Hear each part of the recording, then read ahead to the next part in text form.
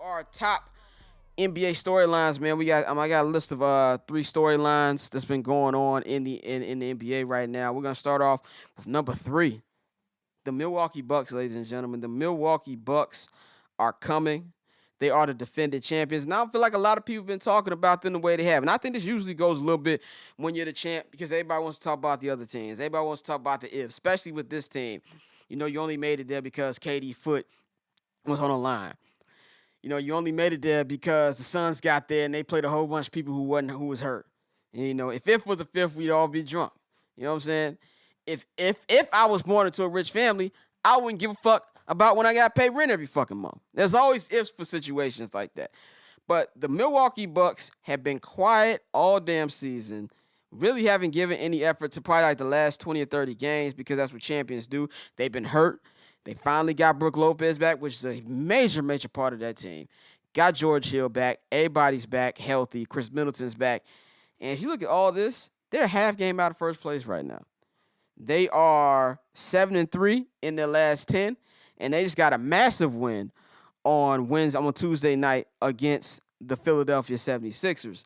Giannis had another monster game, 40 points, and had a great block at the end of that game to beat the Sixers where he blocked Joel Embiid. And this is a team that should not be taken lightly. This is a team, when we did our little preseason special, I said I still got the Bucks repeat. And I still do. They're a deep team, and I think they're going to be ready for it. And Giannis, I don't really know who's going to win MVP because this is why it's the most interesting MVP debate to me because every week there's like a new contender. Last week we were talking about should Devin Booker get some votes. 2 weeks ago we was talking about Ja. 3 weeks ago we was talking about DeMar. Always talking about Jokic, talking about Embiid. Who's going to be the guy? I have no fucking idea, but Giannis has been putting up great numbers all season. Now, he might not win it because he might be getting Giannis fatigue. I always say once you win like 2 or 3 MVPs, voters are going to stop giving a fuck about you to the point where your greatness becomes normal. Like we all know Michael Jordan should have more than 6 MVPs. LeBron should probably have more than 4 MVPs. Shaq and Kobe definitely should have more than 1 MVP each if we're just going off that. You know what I'm saying? But that's not how they vote. But people need to stop sleeping on the Milwaukee Bucks. I think they're coming, and I know everything that's going on in the East. This is not a team to be reckoned with, man. So watch out for the world champions.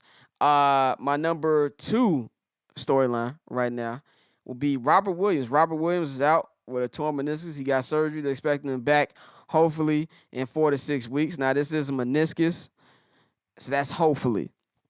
It depends on really how your knee is progressing. But the Celtics have been on a huge run. They're probably they're the hottest team since All-Star break. They were the number 1 seed is recent as Sunday night.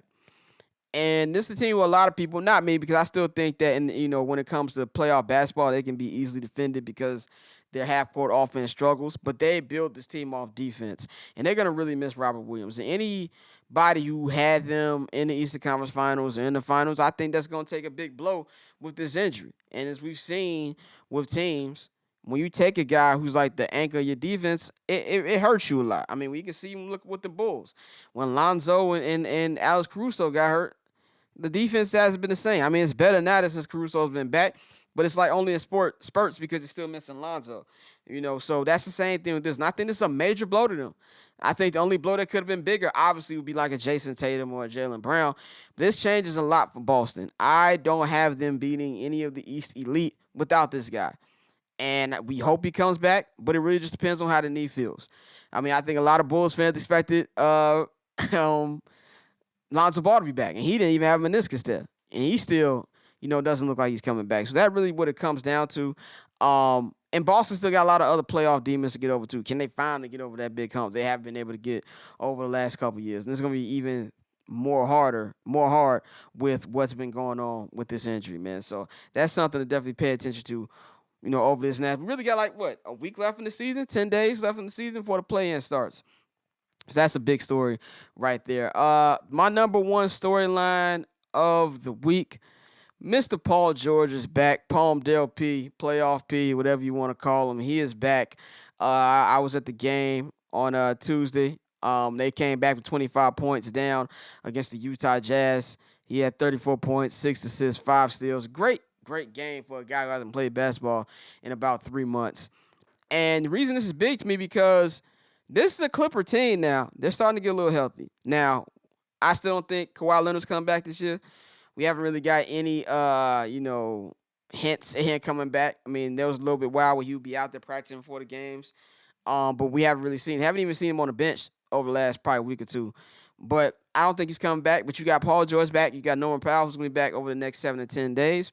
And I think just alone, this is a team you don't want to face. This is a team that went to the Western Conference Finals last year, even without Kawhi.